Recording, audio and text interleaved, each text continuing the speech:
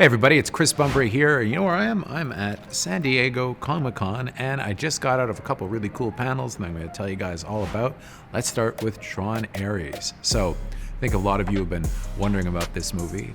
Disney's released some footage from it, and it looks pretty cool with the programs from the grid going into the real world, which is something that they haven't done before. And I have to say, I was pretty sold by the footage that I saw. It looked pretty incredible. So, from what I saw, Jared Leto's character, Ares, is actually kind of the good guy in the movie, which is weird because for some reason, I always associate him with the villains, but he's actually seems to be the hero, where he's a program that basically has been created by Dillinger. That's the character played by Evan Peters, who, of course, was played by Cillian Murphy in Tron Legacy.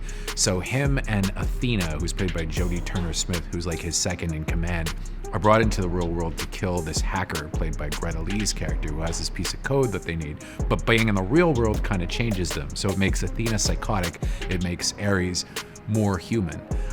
Anyway, they crisscross back and forth between the real world and the grid. It's got this kind of red vibe because it's much more dystopian than it was in Tron Legacy, where Flynn was kind of running it and it had all the blue.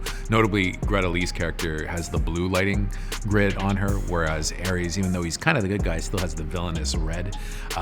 One thing I have to talk about is the music. The music is incredible.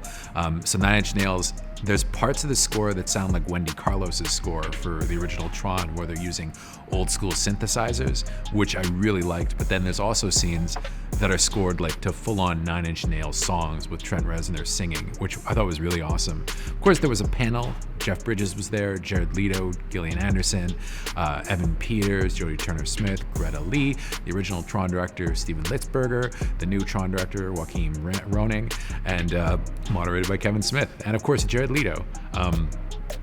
Pretty interesting panel.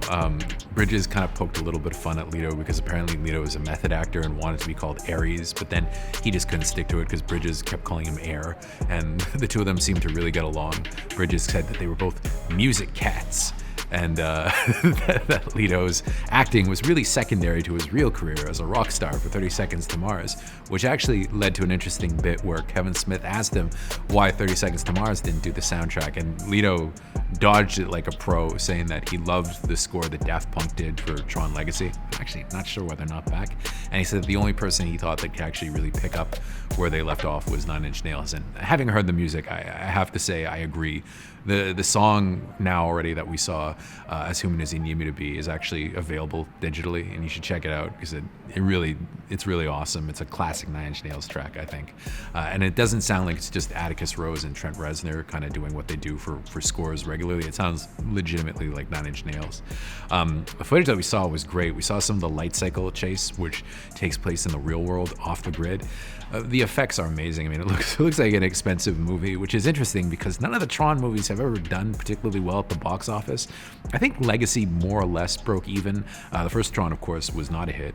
But, they are movies that have become cult hits and I think have endured and kind of stood the test of time. And one thing they did manage to mention was that it really kind of predicted what was happening now with AI taking over everything. And Litzberger said something really cool where he said that, and the message of the movie, he says, is really that we need to learn how to master AI, particularly in the arts, before it masters us, which I think is actually something that people should be talking a little bit more about. So this one, I don't know, maybe it could do a lot better than some of the other ones because it really is kind of tapping into what's happening in the pop culture now with AI. So I'm sold for this one.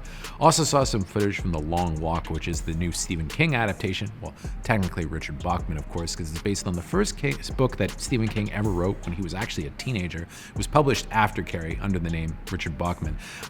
So why aren't you seeing this on the horror channel if it's Stephen King? Thing is, it's not a horror movie. It's directed by Francis Lawrence of The Hunger Games, and think of it as almost like a hardcore R-rated depressing version of The Hunger Games. We saw the first 22 minutes of the movie, which were great. I mean, this is definitely not a PG-13. This is hard R, constant F-bombs, but the cast is really cool.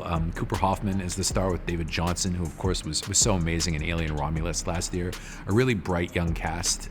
Ben Wang, too, from American Born Chinese and the latest Karate Kid. I think he says the F word in the footage that we saw like 100 times, which is, I think it's going to be a favorite of teens and people in their 20s when it comes out.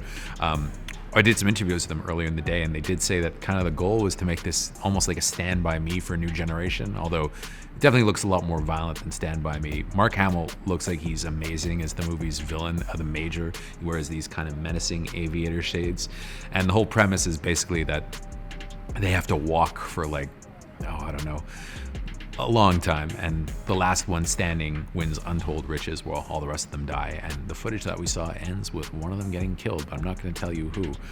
Looking forward to seeing this one when it comes out, and it comes out in like 6 weeks, so I will be first in line. So that's what I saw at San Diego Comic-Con today. You can check out over on the Horror Channel. Our man Mike Conway is going to be talking about the footage that he saw for Predator Badlands, and then I'm actually going to be there too, talking a little bit about the first episode of Alien Earth. So make sure to check it out.